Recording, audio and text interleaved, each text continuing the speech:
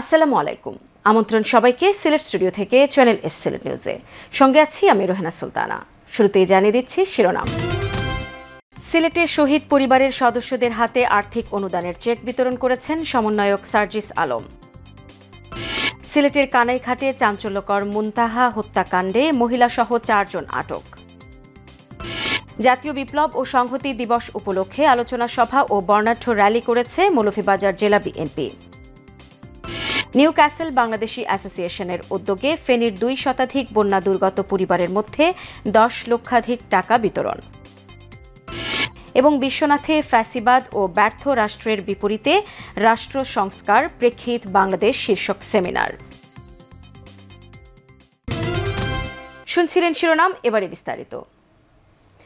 শুধুমাত্র নির্বাচনের জন্য 2000 মানুষ জীবন দেয়নি, অর্ধলক্ষ মানুষ রক্ত দেয়নি বলে মন্তব্য করেছেন বৈষম্য বিরোধী ছাত্র আন্দোলনের নেতা ও জুলাই শহীদ স্মৃতি ফাউন্ডেশনের সাধারণ সম্পাদক সার্জিস আলম। সিলেটের শহীদ পরিবারের সদস্যদের হাতে আর্থিক অনুদানের চেক বিতরণ শেষে সাংবাদিকদের প্রশ্নের জবাবে সার্জিস আলম এই মন্তব্য করেন। সিলেট থেকে আরও জানাচ্ছেন মইনুদ্দিন মঞ্জু।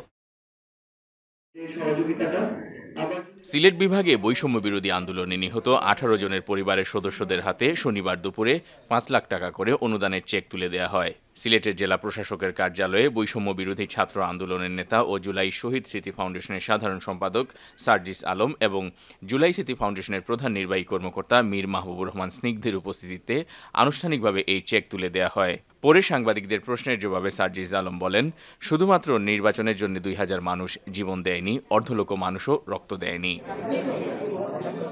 শুধুমাত্র নির্বাচনের জন্য 2000 মানুষ জীবন দেয়নি, অর্ধলক্ষ মানুষ রক্ত দেয়নি। এই মানুষগুলো বিগত 16 বছরে বিরক্ত হতে হতে দেয়ালে পিঠ থেকে গিয়েছিল এই করাপ্টেড সিস্টেমগুলোর জন্য। সার্জিস আলম সবার আগে নির্বাচন কমিশনকে সংস্কার নিয়ে তার অভিমত সাংবাদিকদের মাঝে তুলে ধরেন। মিনিমাম একটা সংস্কার না করে আপনি নির্বাচনের দিকে যান, ওই নির্বাচন যে কমিশন ওইটাও তো একটা সিস্টেম, এবং এই 16 বছরের সবচেয়ে ব্যর্থ সিস্টেম ছিল ওই নির্বাচন কমিশন। তাহলে আপনার ওই নির্বাচন কমিশনের তো সংস্কার প্রয়োজন।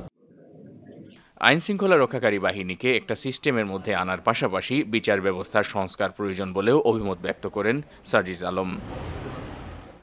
হাইকোর্টে এখনো এমন কিছু দোষর ফ্যাসিস্টের বসে আছে যারা তাদের যোগ্যতার বলে সেখানে যায়নি, বরং তারা তাদের জায়গা থেকে গিয়েছিল তোষামোদি আর তেলবাজি করে, তারা গিয়েছিল দলের চাটুকারিত করে।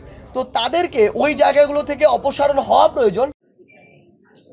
সারা দেশে প্রায় 1600 জনের বেশি শহীদের পরিবারের তালিকা পাওয়া গেছে দাবি করে সার্জিস আলম বলেন, যাচাই বাছাই করে নির্বাচিতদের পরিবারের হাতে আর্থিক অনুদানের চেক দেয়া হচ্ছে। Moinuddin Manju, channel S news, Sylhet. সিলেটে একটি শিশুকে তারই প্রাইভেট টিউটর ও স্বজনরা মিলে নৃশংস কায়দায় হত্যার পর শিশুটির লাশ তার বাড়ির পাশের ডোবায় পুঁতে রেখেছিল। এই চাঞ্চল্যকর হত্যার সাথে জড়িত প্রাইভেট টিউটর মহিলাসহ 4 জনকে আটক করেছে পুলিশ। সিলেট থেকে আরও জানাচ্ছেন মইনুদ্দিন মঞ্জু। হাসি খুশি নিষ্পাপ চেহারার ছোট্ট এই মুনতাহার জন্য এখন কাঁদছে পুরো সিলেট সহ দেশ বিদেশের অগণিত মানুষ। গত 3 নভেম্বর নিখোঁজ হয় কানাইঘাটের বীরদল গ্রামের স্বামী মাহমুদের মেয়ে মুনতাহা। অনেক খোঁজাখুঁজি, এমনকি 1 লাখ টাকা পুরস্কার ঘোষণার পরও মিলেনি মুনতাহার সন্ধান। সোশ্যাল মিডিয়ার কল্যাণে মুনতাহার নিখোঁজের সংবাদ ছড়িয়ে পড়ে চারিদিকে। উদ্বিগ্ন হয়ে পড়েন দেশ বিদেশের লাখো মানুষ। অথচ ভাগ্যের নির্মম পরিহাস, দেশের আনাচে কানাচে যখন মুনতাহার সন্ধান চলছিল, তখন বাড়ির পাশেই একটি ডুবায় পুঁতে রাখা ছিল ছোট্ট মুনতাহার নিথর দেহ। রোববার ভোর রাতে মুনতাহার প্রাইভেট টিউটর মার্জিয়া আক্তারের মা ডুবা থেকে মুনতাহার লাশ তুলে পুকুরে ফেলার সময় লাশসহ হাতে নাতে ধরা পড়ে। ধারণা করা হচ্ছে প্রাইভেট টিউটর মার্জিয়া ও তার মা এবং স্বজনরা মিলে শ্বাসরোধ করে হত্যা করেছে ছোট্ট শিশু মুনতাহাকে।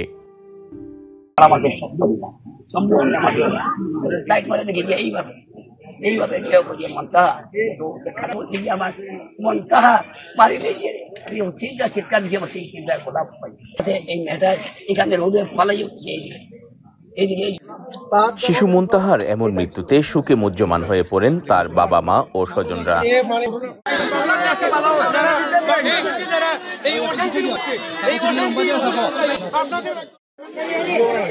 ঠিক কী কারণে হত্যা করা হলো ছোট্ট শিশু মুনতাহাকে তা এখনো অজানা। তবে পুলিশ জানায় 4 জনের মধ্যে একজন হত্যার কথা স্বীকার করেছে। প্রাথমিকভাবে একজন তার প্রত্যক্ষ সংশ্লিষ্টতার কথা বলেছেন, কিন্তু আমরা এটাকেই একমাত্র কজ হিসেবে ভাবতেছি না। আরও কিছু কজ আমাদের কাছে মনে হচ্ছে যে থাকতে পারে। এটা আমরা একটু তদন্তের স্বার্থে একটু প্লিজ। এই ঘটনার সাথে আরও কেউ জড়িত থাকলে তাদেরকেও আটক করা হবে জানায় পুলিশ। আমরা যাদেরকে এই পর্যন্ত 4 জনকে আমরা আটক করেছি এবং তাদেরকে আমরা জিজ্ঞাসাবাদ করতেছি। তাদের কাছে জিজ্ঞাসাবাদ করে আরও যদি কেউ জড়িত থাকে তাহলে আমরা তাদেরকেও আটক করব। Moinuddin Manju, channel news, Sylhet. মৌলভীবাজার পৌর মিলনায়তনে মৌলভীবাজার জেলা বিএনপির আয়োজনে ঐতিহাসিক 7 নভেম্বর জাতীয় বিপ্লব ও সংহতি দিবস উপলক্ষে আলোচনা সভা ও বর্ণাঢ্য র্যালি অনুষ্ঠিত হয়েছে। বিস্তারিত জানাচ্ছেন আমাদের মৌলভীবাজারের head of news Khaled Chowdhury. ক্যামেরায় ছিলেন অশ্বিনী সিনহা।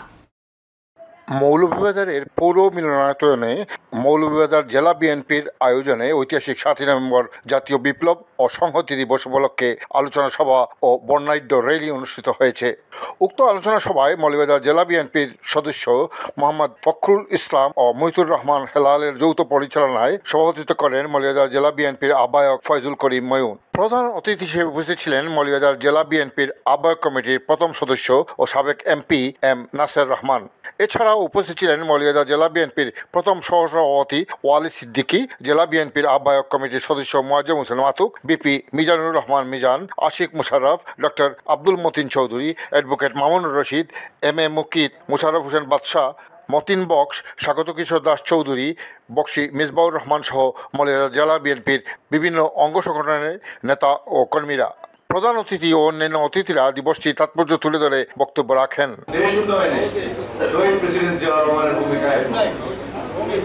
তাই আমরা আজকে 7 নভেম্বর কথা বলতে গেলে শহীদ প্রেসিডেন্ট জিয়াউর রহমানকে সশস্ত্র চিত্তে আমাদের স্মরণ করতে হবে। আজকে আমরা আনন্দিত হই নাই, আল্লাহকে বড় শুকরিয়া আদায় করি। আমরা মিটিং করছি এবং সাকসেসফুল মিটিং করেছে, উপস্থিতি বেশি হয়েছে। শহীদ রাষ্ট্রপতি জিয়াউর রহমানকে তৎকালীন কালের মুশাররফের অভ্যুত্থানের মধ্য দিয়ে কুচক্রী মহল ভারতের বেলালা সেদিন গ্রেপ্তার করেছিল। জাতীয়তাবাদী দলের জন্য বিশেষ করে আজকে মৌলভীবাজারে আমরা বিএনপি পরিবার ঐক্যবদ্ধ হয়ে আগামী এই মৌলভীবাজারে একটি শক্তিশালী জাতীয়তাবাদী দল গঠন করব। We shall fight to the last to free our motherland. পরবর্তীতে জেলার কেন্দ্রীয় শহীদ মিনার হতে বর্ণাঢ্য র্যালি শহর প্রদক্ষিণ করে।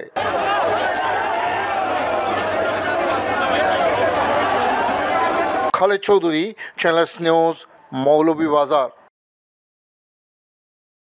এদিকে জাতীয় বিপ্লব ও সংহতি দিবস উপলক্ষে শ্রীমঙ্গল স্টার কমিউনিটি সেন্টারে এক কর্মী সমাবেশে যোগ দেন কেন্দ্রীয় বিএনপির কার্যনির্বাহী সদস্য হাজী মুজিবুর রহমান চৌধুরী।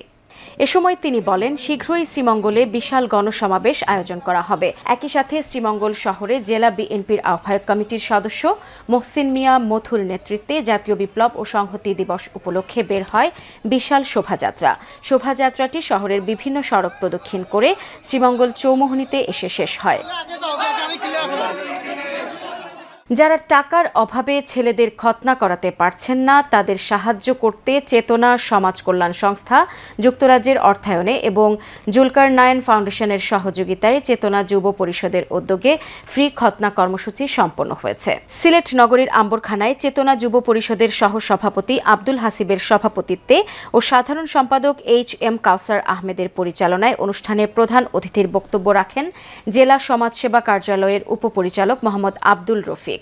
অনুষ্ঠানে অন্যান্যের মধ্যে বক্তব্য রাখেন বিশিষ্ট নাট্যকার বরকতিয়া মার্কেটের পরিচালক Atik Rahi, additional PP advocate Abdul Mukit Opi, চেতনা যুব পরিষদের উপদেষ্টা সৈফুল করিম চৌধুরী হায়াত, সিলেট অনলাইন প্রেস ক্লাবের সিনিয়র সহসভাপতি আব্দুল মুহিত দিদার, হোটেল পলাশের পরিচালক আবিদ হারুন, পায়রা সমাজ কল্যাণ পরিষদের যুগ্ম সম্পাদক মুসাদ্দিকুন নবী, চেতনা যুব পরিষদের সহসভাপতি আব্দুস সুবহান আজাদ, চেতনা যুব পরিষদের সাহিত্য সাংস্কৃতিক সম্পাদক সদস্য কারি বেলাল আহমদ, সৈয়দ সায়েফ আহমদ সহ আরও অনেকে। চেতনা সমাজ কল্যাণ সংস্থা যুক্তরাজ্যের সভাপতি এমজি কিবরিয়া এক ভিডিও বার্তায় খতনা কর্মসূচি সফলভাবে বাস্তবায়নের জন্য সকল দাতা এবং উদ্যোক্তাদের প্রতি আন্তরিক ধন্যবাদ জানান। চেতনা যুব কল্যাণ পরিষদ বাংলাদেশের উদ্যোগে গরিব শিশুদের খতনা কর্মসূচি বাস্তবায়নে চেতনা সমাজ কল্যাণ সংস্থা যুক্তরাজ্যের সকল সদস্যদের সহযোগিতার জন্য আমি তাদেরকে আন্তরিক শুভেচ্ছা, অভিনন্দন এবং কৃতজ্ঞতা জানাচ্ছি এবং একই সাথে চেতনা যুব পরিষদ বাংলাদেশের এমন মহতী কার্যক্রমে আগামীতেও চেতনা সমাজ কল্যাণ সংস্থা যুক্তরাজ্য আপনাদের পাশে থাকবে এই প্রতিশ্রুতি দিচ্ছি। এ সময় আরও উপস্থিত ছিলেন সিলেট আম্বরখানা মঈন কমপ্লেক্সের পরিচালক মুক্তা আহমদ, হাউজিং স্টেট অ্যাসোসিয়েশনের সাধারণ সম্পাদক ওলায়েত হোসেন লিটন, বরকতিয়া মার্কেটের পরিচালক ইব্রাহিম খলিল, উম্মুল কুররা একাডেমির প্রিন্সিপাল আহমদুল হক ওমামা, সৈয়দ সায়েফ আহমদ, কাউসার আহমদ, আদনান আহমদ মজনু, ওয়াহিদুর রহমান, মাসুম আহমদ, ডাক্তার মিসবাউল হক, উপদেষ্টা মোশাহিদ উদ্দিন, দুলাল আহমদ, লুৎফুর রহমান। শতাধিক শিশু কিশোরদের খতনার পর বিনামূল্যে জুস, কেক, চকলেট, ওষুধ, লুঙ্গি, গেঞ্জি বিতরণ করা হয়। আমি এই সংগঠনকে ধন্যবাদ, কৃতজ্ঞতা জানাচ্ছি।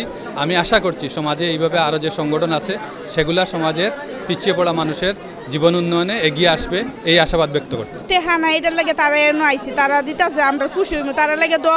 সিলেট নিউজে নিয়ে নিচ্ছি ছোট্ট একটা বিরতি। আমাদের সঙ্গেই থাকুন, ফিরে এসে অন্যান্য খবরের সাথে আরও যা থাকছে।